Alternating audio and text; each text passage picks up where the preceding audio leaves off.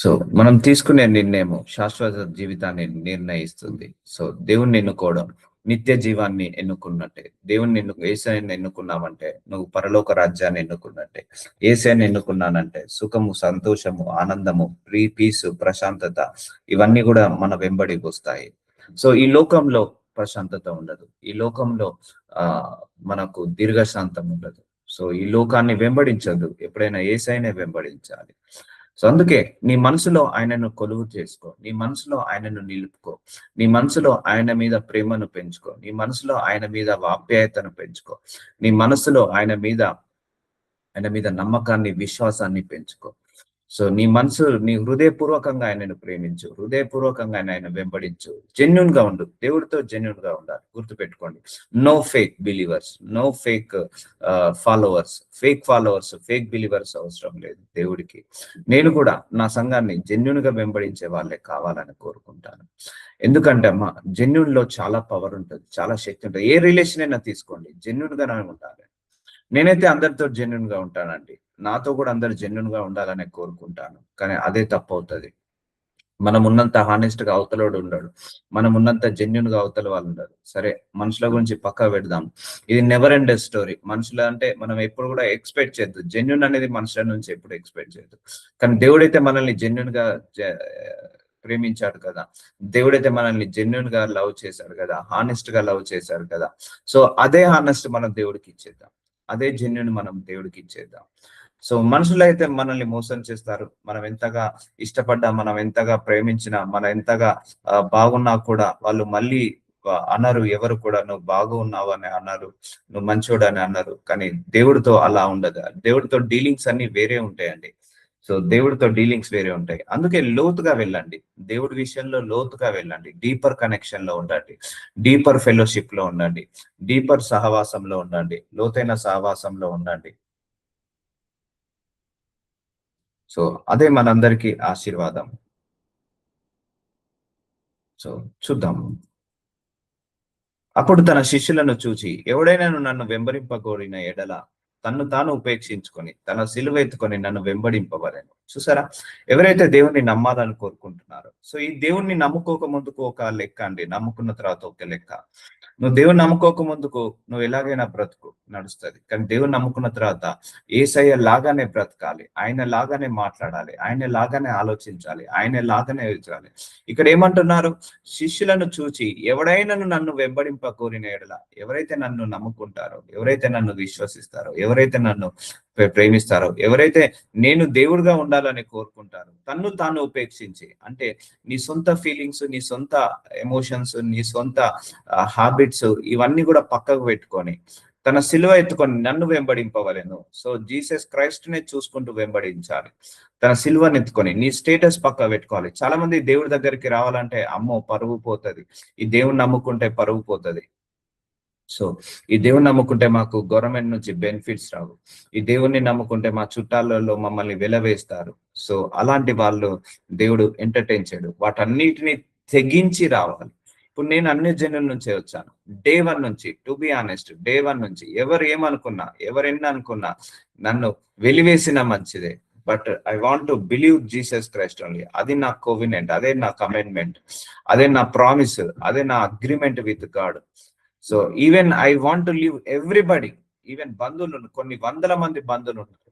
I want to leave everybody, I want to leave everybody. ఒకవేళ స్నేహితులకు ఇబ్బంది ఉందా, I want to leave them. So ఎవరైనా ఇంటి పక్కన వాళ్ళకి ఇబ్బంది ఉందా, I want to leave them.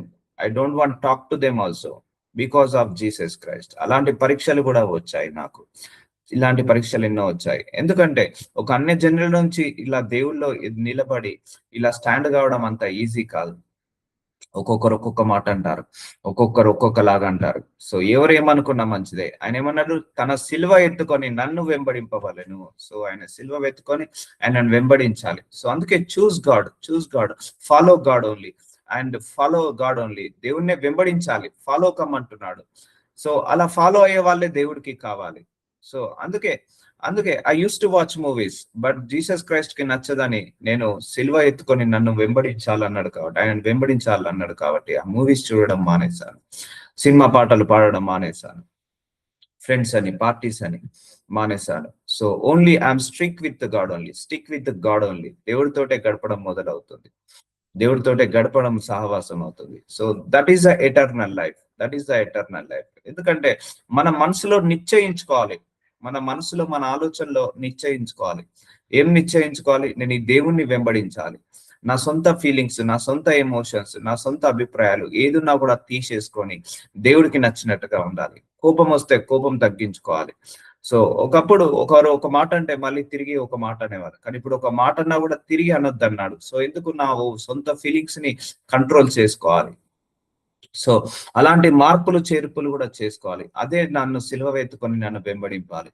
ఒకప్పుడు నీ లోపల గర్వం ఉండొచ్చు, ఒకలోపు నీ లోపల కోపం ఉండొచ్చు, ఒకప్పుడు నీ లోపల అహంకారం ఉండొచ్చు, లేకపోతే ఒకప్పుడు నీ లోపల బలహీనతలు ఉండొచ్చు. కానీ యేసయ్యను నమ్ముకున్న తర్వాత ఆ కోపాన్ని తగ్గించుకోవాలి, అహంకారాన్ని తగ్గించుకోవాలి, ఆ బలహీనతలను తగ్గించుకోవాలి. సో ఆయనను వెంబడించాలి. సిల్వ ఎత్తుకొని నడవడం అంటే ఇదే అండి. నీ గురించి 10 మంది 10 రకాలుగా అన్నా మళ్ళా నువ్వు తిరిగి మాట్లాడకుండా మౌనంగా ఉంటావు చూసావా, అదే సిలువ ఎత్తుకొని నడవడం. అందరూ నిన్ను తిడుతున్నా, విమర్శిస్తున్నా, దూషిస్తున్నా, నువ్వు మాత్రం తిరిగి దూషించకుండా, విమర్శించకుండా ఉంటావు చూసావా, అదే సిలువ ఎత్తుకొని వెంబడింపడం. సో ఎన్ని కష్టాలు వచ్చినా, ఎన్ని నష్టాలు వచ్చినా, ఎన్ని ఆపదలు, ఎన్ని పుత్రవ్వలు వచ్చినా దేవుల్లో నిలకడగా, విశ్వాసంలో నిలకడగా ఉంటావు చూసావా, సిలువ ఎత్తుకొని నడవడం. నీ సొంత ఫీలింగ్స్, నీ సొంత ఎమోషన్స్, నీ సొంత హాబీస్ అనేది ఉండకూడదు. ఒకప్పుడు నువ్వు డ్రగ్స్ తీసుకునేవాడికి కావచ్చు, ఆల్కహాల్ తీసుకునేవాడికి కావచ్చు, లేకపోతే స్మోకింగ్ చేసేవాడికి కావచ్చు. కానీ యేసయ్యను నమ్ముకున్నాక, ఒకవేళ ఈ దేవుడే నా దేవుడు, ఈ దేవుడే నా రక్షకుడు, ఈ దేవుడిని నేను వెంబడించాలి, ఈ దేవుడిని నేను సేవించాలి, ఈ దేవుడిని నేను ఆరాధించాలి, ఈ దేవుడిని నేను కొలవాలి అని అనుకున్నప్పుడు, ఫాలో కావాలనుకున్నప్పుడు నువ్వేం చేయాలి? నిన్ను నువ్వు రిజెక్ట్ చేసుకోవాలి, నిన్ను నువ్వు ఉపేక్షించుకొని ఆయన సిలువ ఎత్తుకొని ప్రతిరోజు వెంబడించాలి, ప్రతిరోజు వాక్యం చదువుకోవాలి, ప్రతిరోజు బైబిల్ చదువుకోవాలి, ప్రతిరోజు వాక్యం వినాలి, ప్రతిరోజు ఆరాధించాలి, ప్రతిరోజు స్తుతించాలి, ప్రతిరోజు కూడా ప్రార్థనలు చేయాలి. సో ఇలా సిలువ ఎత్తుకొని ప్రతిరోజు ఆయనను వెంబడించాలి. సో ఇలా వెంబడిస్తున్నప్పుడు నీకు ఎన్నో డివియేషన్స్ వస్తాయి, ఎన్నో డిస్ట్రాక్షన్స్ వస్తాయి, ఎన్నో శ్రమలు వస్తాయి, ఎన్నో పోరాటాలు వస్తాయి, ఎన్నో ప్రార్థనలకు జవాబులు లేనితనం వస్తుంది, ఎన్నో ఇరుకులు, ఎన్నో ఇబ్బందులు వస్తాయి, ఎన్నో అవమానాలు, ఎన్నో నిందలు వస్తాయి. అయినా కూడా నిన్ను నువ్వు ఉపేక్షించుకొని వాటన్నిటిని పక్కకు పెట్టుకొని ఆయన సిలువ ఎత్తుకొని నన్ను వెంబడింపాలి. సో అర్థమైందా? నువ్వు దేవుణ్ణి చూస్ చేసుకుంటే సో ఇలాగా బ్రతకాలి.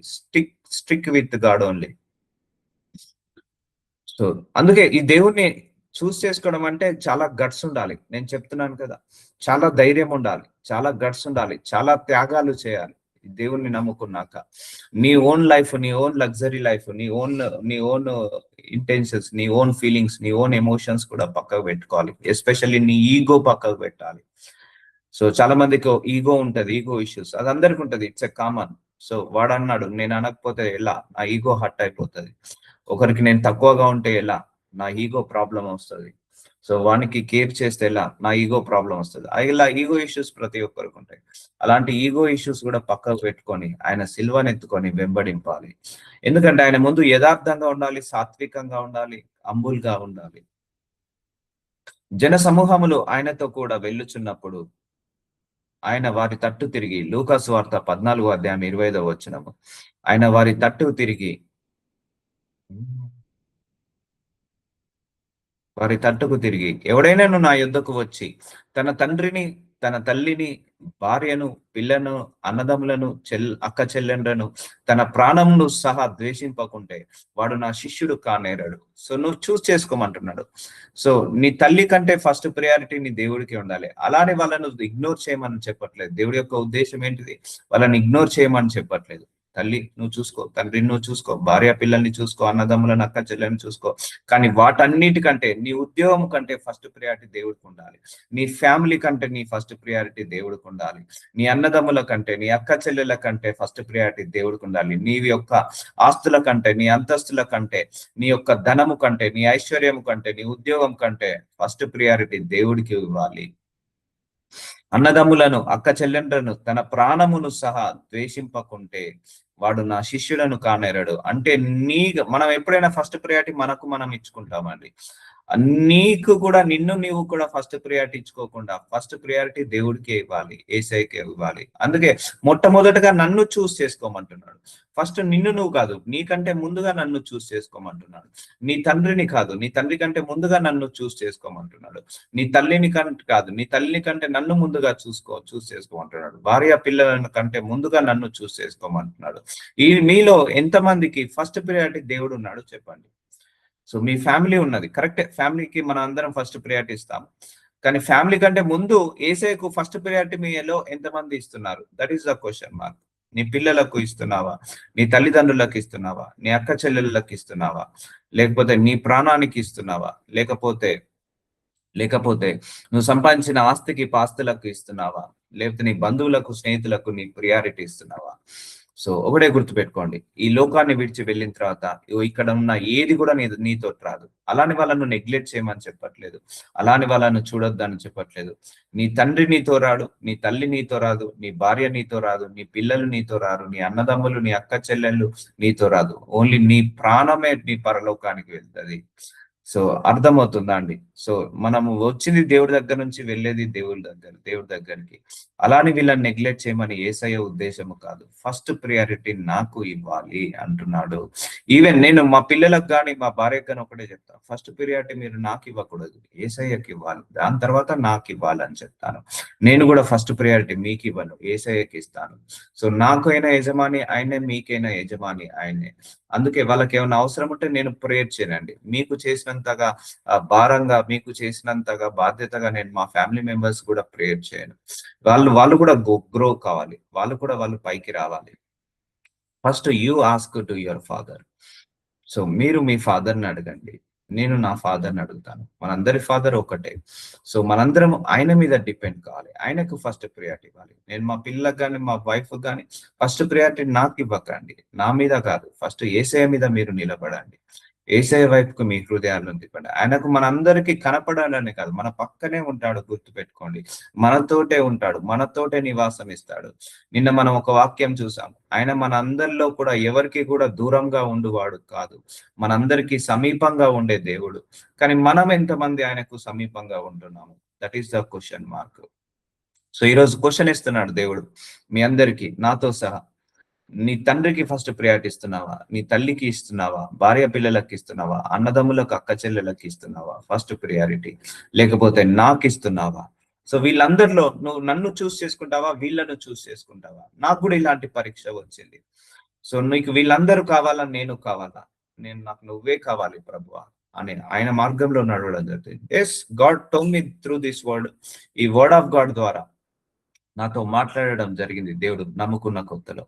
సో అందరిని పక్కకు పెట్టేసి నాకు వస్తావా, లేకపోతే నన్ను పక్కకు పెట్టేసి అందరినీ వెంబడిస్తావా? అందుకే I don't have any friends now, I don't have any relatives now.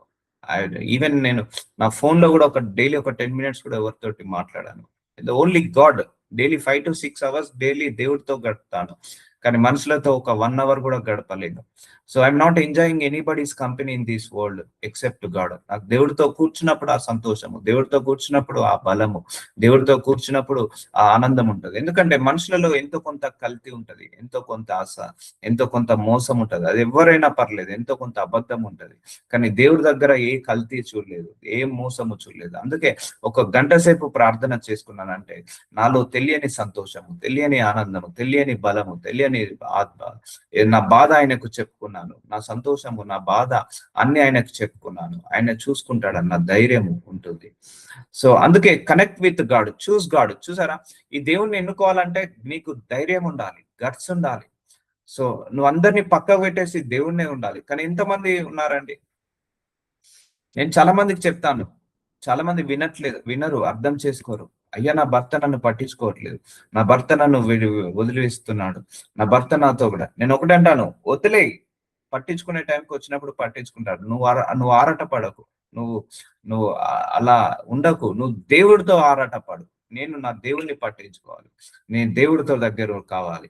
నువ్వు దేవుడిని, ఇప్పుడు నువ్వు ఎలాగైతే నీ భర్త పట్టించుకోవట్లేదు, నువ్వు ఎలా బాధపడుతున్నావో అలాగే నీ తండ్రిని కూడా నువ్వు పట్టించుకోవట్లేదు అని ఆయన కూడా అలాగే బాధపడతాడు. నువ్వు సిట్ విత్ గాడ్, నీ కాళ్ళ దగ్గరికి తీసుకొచ్చి పడేస్తాడని చెప్తాను నేను. ఉద్యోగం కోసం నువ్వు రందిపడకు, బెంగపడకు. నువ్వు దేవుడితో కూర్చో. ఆయనే నీకు మంచి కంపెనీలో ఉద్యోగాన్ని తీసుకొచ్చి నీ దగ్గర నీ చేతిలో పెడతాడు. సో నువ్వు ఆరాటపడాల్సింది మనుషుల కోసం కాదు, దేవుడి కోసం ఆరాటపడు. నువ్వు ఆరాటపడాల్సింది ఆశీర్వాదాల కోసం కాదు, దేవుడి కోసం ఆరాటపడు. అర్థమవుతుందా? సో అక్కడే ఆశీర్వాదం ఉంది. చాలా మందికి అర్థం కావట్లేదు. ఈ లోకాన్ని వెంబడిస్తేనే ఆశీర్వాదం, ఈ లోకంలో ఉన్న వాటిని వెంబడిస్తేనే ఆశీర్వాదం అనుకుంటారు. No, it's a false. నిజమైన ట్రూత్, నిజమైన సత్యము యేసయ్యను వెంబడించినప్పుడే నీకు ఇవన్నీ వస్తాయి. నీ అక్క చెల్లెలు వస్తారు, అన్నదమ్ములు వస్తారు, నీ యొక్క భార్య పిల్లలు అందరూ కూడా నీకు తోడుగా ఉంటారు నువ్వు యేసయ్యకు దగ్గరైనప్పుడే. సో యేసయ్యకు దగ్గర కండి అందరూ. ఒక అయస్కాంతము, ఒక మ్యాగ్నెట్ ఐరన్ ఎలా కలిసి ఉంటుందో అలాగే మనం యేసయ్యతో ఒక మ్యాగ్నెట్ లాగా, ఒక ఐరన్ లాగా కలిసి ఉండాలి, అటాచ్ అయి ఉండాలి. Don't detach from God. దేవుడి నుంచి డిటాచ్ కావద్దు, అటాచ్ అయి ఉండాలి. అట్టి సావాసంలోకి మనందరం కూడా ఎదగాలి. ఎట్టి సావాసంలోకి మనందరికి కూడా ఎదగాలి. సో అందుకే give first priority to God. ఎందుకంటే మనందరం ఆయన ప్రథమ ఫలం అండి. మనందరికి ఆయన ప్రథమ ఫలము. మనందరము ఆయనకు first priority, not least priority. Second priority కూడా కాదు. సో పరలోకంలో 1,00,000 కోట్ల దేవదూతలు ఉన్నారు. వాటన్నిటికంటే ఫస్ట్ ప్రియారిటీ మనకే ఇస్తాడు దేవుడు. భూలోకంలో జీవరాశులు, జలరాశులు, ఆకాశ పక్షులు ఉన్నాయి. వాటన్నిటికంటే ఫస్ట్ ప్రియారిటీ మన కోసమే ఇస్తాడు. యేసయ్య మన కోసం ఆ స్టేటస్ ని వదులుకున్నాడు. ఆయన మన కోసం పరలోకంలో ఉన్న భోగ భాగ్యాలను వదులుకున్నాడు. సో మన కోసం ఆయన ఎన్నో త్యాగాలు చేశాడు. మన కోసం ఆయన ప్రాణాన్ని కూడా వదులుకున్నాడు. అందుకే ఎంతమంది మన లోపల నిజంగా దేవుణ్ణి ఎన్నుకుంటున్నారు? మనలో ఎంతమంది మనస్ఫూర్తిగా దేవుణ్ణి కోరుకుంటున్నారు? ఇంకా దేనైనా కోరుకుంటున్నారా? ఎవరున్నా ఎవరు లేకపోయినా, ఏదున్నా ఏది లేకపోయినా, యేసయ్యా నువ్వు ఉన్నావు నాకు చాలా అని మనస్ఫూర్తిగా ఎవరు అంటున్నారు, అనగలుగుతున్నారు? సో అది గాడ్. అందుకే దేవుణ్ణి చూస్ చేసుకోవడం అంటే అన్నిటినీ అందరినీ పక్కకు పెట్టేసి ఆయనను వెంబడించడమే, సిల్వను వెంబడించడమే. అలాని వాళ్ళని చూసుకోవడం వద్దని కాదు. వాళ్ళకు చూసుకోవాలి, కానీ నీ మనస్సులో ఫస్ట్ స్థానం ఆయనకు ఉండాలి. నీ యొక్క క్రియలలో ఫస్ట్ క్రియలు ఆయనకు ఉండాలి. లేవగానే ఆయనను తలుచుకోవాలి. యేసయ్య థ్యాంక్ యూ జీసస్ చాలు. పడుకునే ముందు ఆయనను తలుచుకోవాలి. యేసయ్య థ్యాంక్ యూ జీసస్ చాలు. సో ఎంతమంది అంత ఫస్ట్ ప్రయారిటీ ఆయనకి ఇస్తున్నారు? సో వాళ్ళే నిజమైన ఆయన శిష్యులు. చూసారా, నా శిష్యులు కానేరడు. మనందరం కూడా ఆయన నిజమైన శిష్యుల్లాగా ఉండాలి. మరి ఎవడైనాను తన సిలువను మోసుకొని నన్ను వెంబడింపని ఎడల వాడు నా శిష్యును కానేరడు. So you need to leave everything. Even I'm the live example. So leave everything. I left everything. So అన్నిటిని వదిలేసి ఆయననే వెంబడిస్తున్నాను. ఇప్పుడు యేసయ్య ఉంటే చాలు నాకు. ఏ బంధువు అవసరం లేదు, ఏ స్నేహితుడు అవసరం లేదు, ఎవరు అవసరం. నేను ఎవరిని మెప్పించాల్సిన అవసరం లేదు. యేసయ్య మెచ్చుకుంటే చాలు, యేసయ్య మెప్పు పొందుకుంటే చాలు, యేసయ్య హృదయపూర్వకంగా నన్ను అంగీకరిస్తే చాలు. సో అలా ఫాలో కావాలి ఆయనను. సిల్వ మోసుకొని నన్ను వెంబడింపాలి. సో సిల్వ మోసుకోవాలి. నీ సొంత అభిప్రాయాలు పక్కకు పెట్టేయాలి, నీ సొంత ఆలోచనలు పక్కకు పెట్టేయాలి, నీ సొంత ఫీలింగ్స్, నీ సొంత ఎమోషన్స్ పక్కకు పెట్టేయాలి. ఆయనలాగా నడవాలి, ఆయనతో నడవాలి, ఆయనలాగా జీవించాలి, ఆయనతో జీవించాలి. సో ఆయనలో మనం ఏకం కావాలి, మనలో ఆయన ఏకం కావాలి. సో అలా ఉండకపోతే కష్టము. బైబిల్ చదవాల్సిందే ప్రతిరోజు, నో ఎగ్జామ్షన్. ప్రేయర్ చేయాల్సిందే ప్రతిరోజు, నో ఎగ్జామ్షన్. ఆయనను ఆరాధించాల్సిందే, స్తుతించాల్సిందే, నో ఎగ్జామ్షన్. నాకు ఈరోజు మార్నింగ్ లేవడానికి కూడా ఓపిక ఉండదు కొన్ని సందర్భాల్లో, కానీ లేవాల్సిందే. సిల్వ ఎత్తుకోమన్నాడు కదా, నన్ను సిల్వ ఎత్తుకొని మోకపోతే శిష్యుడు కానేరడు. సో ఈరోజు వాక్యం లేచి నాకు ఎంత అనారోగ్య సమస్యలు, ఎంత నిద్ర వచ్చినా లేవాల్సిందే, లేకపోతే నేను ఆయన శిష్యుని కానేరాడు. సో అలాగా ప్రెషర్ పెట్టుకోవాల్సిందే మనకు మనం. సో వాడో మాట, వీడో మాట, వీళ్ళో మాట అంటారు, మౌనంగా ఉండాల్సిందే. ఎందుకు? నా సిలువ ఎత్తుకొని మోయమన్నాడు. ఇగో ఇదే ఆయన సిలువ ఎత్తుకొని. ఆయన సిలువ ఎత్తుకొని మోయడం ఎంతో భారము, ఎంతో భారము. ఆ భారమైన సిల్వ మోసినప్పుడు నీకు ఎంతో ఆశీర్వాదాన్ని మొదలు పెడతాడు, ఆశీర్వాదాన్ని మనకు అందిస్తాడు. సో అర్థమవుతుందా? నేనైతే ఒకటే డిసైడ్ అయ్యాను, యేసయ్యనే నా ఆశీర్వాదం. ఆ ధనము కాదు, అది నాకు కావాలంతే. నా ఐశ్వర్యము అది నాకు కావాలంతే. ఈ జీవిత పోరాటంలో నేను నా మినిస్ట్రీ నడపాలన్నా, నాకు ఏమన్నా తినాలన్నా, త్రాగాలన్నా, లేకపోతే పిల్లలకు స్కూల్ ఫీజులు కట్టాలంటే నాకు డబ్బు అవసరం. అంతేగాని ఆశ లేదు. కానీ మన ఆశ అంతా కూడా దేవుడి మీద, యేసయ్య మీదనే ఉండాలి. మన ఆశ అంతా కూడా దేవుడిలో ఉండాలి. దేవుడి మీదనే ఉండాలి. అందుకే ఈ దేవుణ్ణి చేసుకోవడం అంటే నువ్వు ధనాన్ని పక్కకు పెట్టడమే. ఈ దేవుణ్ణి చేసుకోవడం అంటే బంధువులను, స్నేహితులకు దూరంగా ఉండడమే. ఈ దేవుణ్ణి చేసుకోవడం అంటే ఈ యొక్క ఐశ్వర్యము, భోగ భాగ్యాలను పక్కకు పెట్టేసి ఆయనను వెంబడించడమే. ఆయనతో కలిసి నడవడమే. అలానే ఆయనను వెంబడించిన వాళ్ళను ఆయన మోసం చేస్తాడా? అస్సలు మోసం చేయడు. ఆయనను వెంబడించే వాళ్ళను ఎప్పుడైనా సిగ్గుపడనిస్తాడా? ఎప్పుడు సిగ్గుపడనియడు. ఆయనను వెంబడించే వాళ్ళను ఎప్పుడు కూడా వమ్ము కానివ్వడు. అందుకే ట్రూ బిలీవర్ గా మనం అందరం ఉందాము. ట్రూ ఫాలోవర్ గా మనం అందరం ఉందాము. ఆనెస్ట్, ఒకటే గుర్తుపెట్టుకోండి, యేసయ్యతో honest relation, no business relation, no commercial relation. ఇప్పుడు మన పిల్లలు ఉన్నారు, నాన్న నాకు బైక్ కొనిస్తేనే నువ్వు నా తండ్రివి, లేకపోతే నువ్వు నా తండ్రివి కాదంటే అది నిజమైన రిలేషనా? కాదు. ఇప్పుడు తల్లిదండ్రులు కూడా కొంతమంది పిల్లలు, నువ్వు బాగా చదువుతూనే నా పిల్లలు అంటారండి. నేను చూసాను, నువ్వు మంచిగా చదువుతూనే నా కొడుకువి, నువ్వు మంచిగా చదివితే నా కొడుకువి కాదు. What is that deal? It's a business deal. నువ్వు చదివి సంపాదించి నువ్వు మంచి గొప్ప పేరు తెచ్చుకుంటేనే నువ్వు నా కొడుకు, అలా సంపాదించి గొప్ప పేరు తెచ్చుకోకపోతే నువ్వు నా కొడుకు కాదు అన్న తల్లిదండ్రులను నేను చూశాను. పరువు, ప్రతిష్ట. సో నువ్వు నా పిల్లవు కావాలంటే ఇలా ఉండాలి. సో ఏ స్టేటస్ చూడకుండా యేసయ్య మనల్ని ప్రేమించాడు. So no business deal. So తల్లిదండ్రుల మధ్య బిజినెస్ డీల్ ఉండొచ్చు, అన్నదమ్ముల మధ్య బిజినెస్ డీల్ ఉండొచ్చు, ఫ్రెండ్స్ ల మధ్య బిజినెస్ డీల్ ఉండొచ్చు. కానీ దేవుడితో నీకు మాత్రము బిజినెస్ కనెక్షన్ కాదు, true connection, honest connection, deeper relation, deeper fellowship, అవన్నీ కూడా మనము ప్రాక్టీస్ చేయాలి. నేను చూశాను లైఫ్ లో. సో నాకు నా తల్లిదండ్రులు ఆస్తిపాస్తులు ఇస్తేనే నాకు తల్లిదండ్రులు, లేకపోతే వాళ్ళు నా తల్లిదండ్రులు కానే కారు. No, that is a business deal. Even తల్లిదండ్రులు కూడా నువ్వు చదివి గొప్పవాడై మంచి పేరు తెచ్చుకుంటేనే నా కొడుకు అని చెప్పుకుంటా, లేకపోతే నా కొడుకు అని కూడా చెప్పుకోను. నువ్వు చదువుతూనే నాకు కరెక్ట్, నువ్వు చదవకపోతే నీకు తిండి కూడా పెట్టను అన్న వాళ్ళు ఉన్నారు, చాలా మంది ఉన్నారు. నా చిన్నప్పటి నుంచి చూశాను. So this is the business deal. But దేవుడితోటి, అయ్యా నువ్వు ఇస్తేనే నాకు దేవుడవు, ఇయ్యకపోతే నాకు దేవుడవు కాదు. నువ్వు ఇస్తేనే నాకు తండ్రివి, నువ్వు ఆశీర్వదించకపోతే నువ్వు నా తండ్రివి కాదు. This is the business deal. ఇలాంటి వాళ్ళు యేసయ్యకి అవసరం లేదు. నా సిలువ ఎత్తుకొని మోసి నన్ను వెంబడించినప్పుడు, అష్ట కష్టాలు వచ్చిన, బాధలు, ఇరుకులు, శ్రమలు, పోరాటాలు, వేదన, రోదన, శోధన, రోగాలు, జబ్బులు, వ్యాధులు వచ్చిన నా సిలువ ఎత్తుకొని నన్ను వెంబడించేవాడే నా శిష్యుడవుతాడు. ఇప్పుడు అర్థమైందా? దేవుణ్ణి ఎన్నుకోవడం అంటే నామకే వాస్తు కాదు, హృదయపూర్వకంగా నేను వెంబడించాలి. అందుకే 1,00,000 మంది ఇప్పుడు దేవుణ్ణి నమ్ముకుంటే ఎంతమంది నిజంగా హానెస్ట్ గా ఆయనతో ఉంటున్నారు? నిజంగా ఆయనతో డీపర్ గా ఎంతమంది వెళ్తున్నారు? నిజంగా ఆయనతో ఎంతమంది ఫెలోషిప్ చేస్తున్నారు? నిజంగా ఎంతో మంది ఆయనతో హానెస్ట్ గా ఉంటున్నారు? That is a question mark. So అలాంటి వాళ్ళే దేవుడికి అతి సమీపం అవుతారు. సో అందుకే నీ దేవుని హృదయముతో తెలుసుకో, నీ దేవుణ్ణి హృదయముతో ప్రేమించు, నీ దేవుణ్ణి హృదయంతో నమ్ము, నీ దేవుణ్ణి హృదయముతో విశ్వసించు, నీ దేవుణ్ణి హృదయపూర్వకంగా సేవించు, హృదయపూర్వకంగా ఆయన సిల్వను ఎత్తుకొని మోస్తున్నాను నేను, చాలా బరువుగా ఉంది సిల్వ, మోస్తున్నాను, ఆయన శక్తినిస్తున్నాడు, ఇంకా బరువు పెంచుతున్నాడు, సిల్వ బరువు, ఇంకా మోస్తున్నాను. ఆయన పడిపోయిన ప్రతిసారి నిలబెడతాడు. ఇవన్నీ కూడా ఒక రోజు ఆశీర్వాదంగా మారుస్తాడు. సో అందుకే నువ్వు ఆయనను చేసుకోవాలంటే గాడ్ కూడా నీ దగ్గర నుంచి అందరినీ తీసేస్తాడు. అన్ని లగ్జరీస్, అన్ని కంఫర్ట్స్ ని తీసేసి అక్కడ మన విశ్వాసాన్ని పరీక్షిస్తాడు. ఇంకా వీళ్ళు నా సిలువ ఎత్తుకొని మోస్తున్నారా లేదా అని. అందుకే యేసయ్యను నమ్మడం అంటే పరీక్షలలో ఒక భాగమే. నీ జీవితంలో పరీక్షలు వస్తుంటాయి. సో మిమ్మల్ని ఏం భయపెట్టట్లేదు, నేను అనుభవించిన నిజం ఏంటిదో మీ అందరికీ చెప్తున్నాను. సో అందుకే లగ్జరీస్ తీసేస్తాడు కొన్నిసార్లు, కంఫర్ట్ ని తీసేస్తాడు కొన్నిసార్లు, బంధువులు, స్నేహితులు అందరినీ తీసేస్తాడు కొన్నిసార్లు.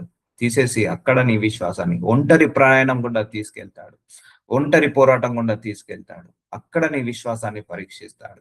ఇంకా నా సిల్వ వెతుకొని నడుస్తాడా? అమ్మో ఈ దేవుని నమ్ముకున్నాక కష్టాలు, అమ్మో ఈ దేవుని నమ్ముకున్నాక అవమానాలు, అమ్మో ఈ దేవుని నమ్ముకున్నాక విలవేశారు, నన్ను అంటరాని వాళ్ళలాగా చూస్తున్నారు. సో ఇవన్నీ జరిగాయి నా జీవితంలో. సో ఉద్యోగంలో జరిగాయి, ఫ్యామిలీస్ లో జరిగాయి. సో ఎక్కడ పోయినా ఎదురు దెబ్బలు. అప్పటిదాకా మంచుకున్నాడు కాస్త దేవుడు నమ్ముకున్నామంటే దూరం పెట్టడం, వెనకాల బ్యాక్ బీటింగ్, వెనకాల మాట్లాడడం. సో ఇవన్నీ అనుభవించాను. సో ఎందుకంటే ఆయన నన్ను సిలువ వెతుకొని నడవమన్నాడు. అప్పుడే నువ్వు నా శిష్యుడు అవుతావు. These all are the blessing, part of the blessings. ఇవన్నీ బ్లెస్సింగ్స్ లో ఒక పార్ట్ ఇవన్నీ కూడా. అందుకే దేవుడు నమ్ముకోవాలంటే గట్స్ ఉండాలి, గుండె ధైర్యం ఉండాలి, తెగింపు ఉండాలి, సహనం ఉండాలి, ఓపిక ఉండాలి, త్యాగం కూడా ఉండాలి. సో ఒకప్పుడు ఉన్న ప్రతీక్ బ్రదర్ వేరు, దినదిన అభివృద్ధి చెందుతున్న ప్రతీక్ బ్రదర్ వేరు. సో నేను దినదినం అభివృద్ధి చెందుతున్నాను యేసయ్యలో. సో నిన్నున్న మనిషిని నేను ఈ రోజు కాదు, ఈ రోజున్న మనిషిని రేపు కాదు. మారుతున్నాను, ఇంకా దేవుళ్ళలోకి ఎదుగుతున్నాను, దేవుళ్ళలో మారుతున్నాను. అన్ని నా సొంత ఇష్టాలను, సొంత అభిప్రాయాలను మెల్లిమెల్లిగా మార్చుకుంటున్నాను. సో ఇంకా దేవుళ్ళలో ఏకమవుతున్నాను, ఇంకా దేవుడు అంటే ప్రేమ పెంచుకుంటున్నాను, దేవుడు అంటే ఇష్టాన్ని పెంచుకుంటున్నాను. సో దేవుడి మీద ఇంకా ఇంకా ఆనడము, ఇంకా ఆయన మీద ఆధారపడడం చేస్తున్నాను. అలానే నాకు ప్రార్థనలకు జవాబులు వస్తున్నాయా? కొన్ని ప్రార్థనలకు 1 year నుంచి నాకు జవాబు రావట్లేదు. ఎందుకంటే ఆయన సిలువ వెతుకొని మోయమన్నాడు కదా. సో ప్రార్థనలకు జవాబు రాకుండా ఆయన చేస్తాడు, ప్రార్థనకు డిలేలు చేసి ఆయన చేస్తాడు, మన విశ్వాసాన్ని పరీక్షిస్తాడు. సో అక్కడే నువ్వు కరెక్ట్ బిలీవర్వా కాదా అని బయటపడుతుంది. అన్నున్నప్పుడు ఎవడైనా దేవుణ్ణి మొక్కుతాడండి. సో అన్ని పోయినప్పుడు దేవుణ్ణి మొక్కేవాడే నిజమైన విశ్వాసి. అన్ని ఇచ్చినప్పుడు దేవుణ్ణి ఎవరైనా మొక్కుతారండి. సో అన్ని తీసేశాక కూడా దేవుని మొక్కుతారు చూసారా, దేవుని విశ్వసిస్తారు చూసారా, వాడే నిజమైన శిష్యుడు, నిజమైన విశ్వాసి. సో అందుకే choosing God is the ultimate decision in your life. నేనైతే అదే అనుకుంటాను. ఈ జీవితానికి నువ్వు ఏ గొప్ప కార్యం చేశావో అని నన్ను ఎవడైనా అడిగితే, నేను యేసయ్యను నా సొంత రక్షకుడిగా అంగీకరించాను, యేసయ్యను నేను దేవుడిగా అంగీకరించాను. ఇంతకు మించిన రైట్ డిసిషన్ నాకు ఇక ఏది లేదు. ఇంతకు మించి రైట్ డిసిషన్ ఇంకా నేను ఏది తీసుకున్నా కూడా అది తక్కువనే. So the రైటెస్ట్ decision in my life I never ever take. నా పుట్టినప్పటి నుంచి ఇప్పటి వరకు నేను తీసుకున్న రైట్ డిసిషన్ ఏంటంటే అందరిని వదిలేసి యేసయ్యను వెంబడిస్తున్నాను చూసారా. That is the right decision. ఇది నన్ను నిత్య జీవానికి తీసుకెళ్తుంది, ఇది నన్ను నిత్య వారస్తుంది. ఇది తెలుసుకున్నాక నేను మౌనంగా ఉండక 10 మందికి చెప్తున్నాను, 10 మందిని నేను మోటివేట్ చేస్తున్నాను, దేవుళ్ళలోకి రండి. ఈవెన్ ఎవరిని నమ్ముకున్న వాళ్ళను కూడా. సో ఇవన్నీ కూడా ఎవరిచ్చారు? మళ్ళా దేవుడే ఆ కృపనిచ్చాడు. అందుకే సిలువ ఎత్తుకొని నడవడానికి నాకు నీ కృపనివ్వు ప్రభు అని అడగండి. అర్థమవుతుందా అండి? ఇక్కడ ఏమన్నాడు యేసయ్య? జాగ్రత్తగా గమనిద్దాం. సో నన్ను వెంబడింపగోరిన ఎలా తను తాను ఉపేక్షించి తన సిల్వను ఎత్తుకొని నన్ను వెంబడింపవాలని యేసయ్య అంటున్నాడు. సో ఇక్కడ మనం ఏం ప్రార్థించాలి? అయ్యా నన్ను నేను ఉపేక్షించి నీ సిలువను ఎత్తుకొని వెంబడించే బలాన్ని నాకివ్వు, వెంబడించే జ్ఞానాన్ని నాకివ్వు, వెంబడించే శక్తిని నాకివ్వు, వెంబడించే జ్ఞానాన్ని నాకివ్వు ప్రభువా అని ప్రార్థించాలి. అర్థమవుతుందా? అలా నీ సిల్వను తీసేయమందామా? అలా అని ఆ సిల్వను ఎత్తుకొని నడవడం మానేద్దామా? అలా అయితే నువ్వు ఆయన శిష్యుడవు కాలేవు, ఆయన శిష్యుడవు కాలేదు. సిలువ మోయమంటున్నాడు. నేను అడుగుతాను, నాకు మోసే శక్తిని ఇవ్వు ప్రభువా, మోసే జ్ఞానాన్ని ఇవ్వు ప్రభువా అని అడుగుతాను. So God put me heavy burdens పెట్టాడు. సో ఇవన్నీ కూడా సేవలో ఒక భాగము, ఆయనలో నడిపింపులో ఒక భాగము. సో అలా ఉంటుందండి. సో ఆ ప్రకారమే మీలో తనకు కలిగినదంతయు విడిచిపెట్టని వాడు నా శిష్యుడు కానేరడు. చూసారా అండి? సో ఇప్పుడు అర్థమైందా దేవుడు అంటే ఎలాగా ఉండాలో, నువ్వు ఎలా కనెక్టివిటీలో ఉండాలో. సో నీ మైండ్ లోకి ఏ ధనము రావద్దు, ఏ ఐశ్వర్యం రావద్దు, ఏది రావద్దు. సో నీకు ధనమున్నా నీ మనసు దేవుడి మీదనే ఉండాలి. నీ చేతిలో ఐఫోన్ ఉన్నా నీ మనసు దేవుడి మీదనే ఉండాలి. నీకు ఎన్ని లగ్జరీస్, ఎన్ని కంఫర్ట్స్ ఉన్నా నీ మనసు దేవుడి మీదనే ఉండాలి. నీ హృదయం ఆయన మీదనే ఉండాలి. అప్పుడే ఆయన ఆశీర్వదించడం మొదలు పెడతాడు. మీలో తనకు కలిగినదంతయు విడిచిపెట్టని వాడు నా శిష్యుడు కానేరడు. So God told me this word. నేను ఫస్ట్ టైం బైబిల్ చదివినప్పుడు ఈ వాక్యాల ద్వారా నన్ను దర్శించాడు.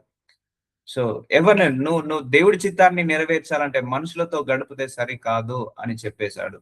దేవుడు నాకు క్లియర్ గా చెప్పేశాడు, నువ్వు దేవుడి చిత్తాన్ని నెరవేర్చాలంటే మనుషులతో సమయాన్ని గడిపితే దేవుడి చిత్తాన్ని నువ్వు నెరవేర్చలేవు.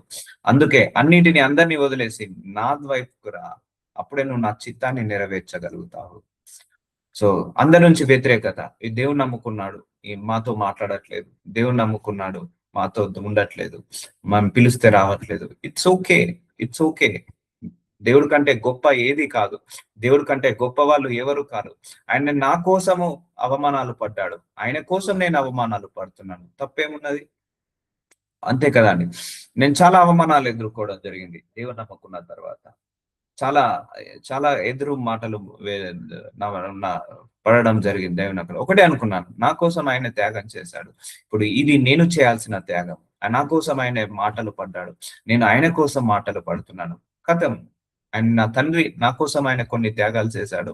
నేను ఆయన నిజమైన బిడ్డను కాబట్టి నేను కూడా ఆయన కోసం కొన్ని త్యాగాలు చేయాలి. మాటలు అంటనా అననివ్వండి. నా తండ్రి కోసము నేను మాట అయినా పడతాను. సో ఎవరు ఎన్నైనా అనుకోనివ్వండి. నేను నా తండ్రి కోసం నేను అన్నైనా ఎందుకంటే ఆయన నా కోసం అన్ని వదులుకున్నాడు. నా కోసం ఆయన అన్నిటిని వదిలేసుకున్నాడు. సో నేను కూడా ఆయన కోసం అన్నిటిని వదిలేసుకుంటాను. సో ఎందుకంటే ఈ భూలోకాన్ని విడిచి వెళ్ళిన తర్వాత నాతోటి ఆ అన్నోడు రాడు, ఆ మాట అన్నోడు రాడు, మనల్ని విమర్శించినోడు రాడు, దూషించినోడు రాడు. అందుకే don't get tempt for this world. ఈ మనుషులు పెట్టే మాటలకు, దూషణకు నువ్వు టెంప్ట్ కాదు. Stick with God only. Stick with God only. దేవుడు ఏం చెప్తున్నాడో అదే ఉంది. దేవుడు నాతో సహవాసం చేయమన్నాడు, చేయాలి. దేవుడు నీ నిన్ను ఉపేక్షించుకొని నువ్వు సిల్వ ఎత్తుకొని నడవమన్నాడు, నడవాలి. నేను నీకోసం త్యాగం చేశాను, నువ్వు కూడా నా కోసం త్యాగం చేయాలన్నప్పుడు త్యాగం చేయాలి. నేను నీకోసం మరణించాను, నా కోసం నువ్వు జీవించాలి అన్నప్పుడు జీవించాలి. అందుకే తనకు కలిగినదంతా విడిచిపెట్టని వాడు ఎక్కడి నుంచి విడిచిపెట్టాలి? మనసులో నుంచి విడిచిపెట్టాలి. మనసులో నుంచి విడిచిపెట్టాలి. నీ మనసులో స్థానము యేసయ్యకే ఉండాలి. నా శిష్యుడు కానేరడు, ఆయన స్ట్రైట్ ఫార్వర్డ్ గా చెప్తున్నాడు.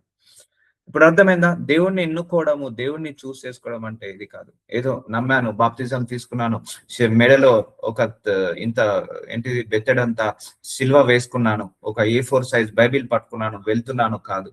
నో.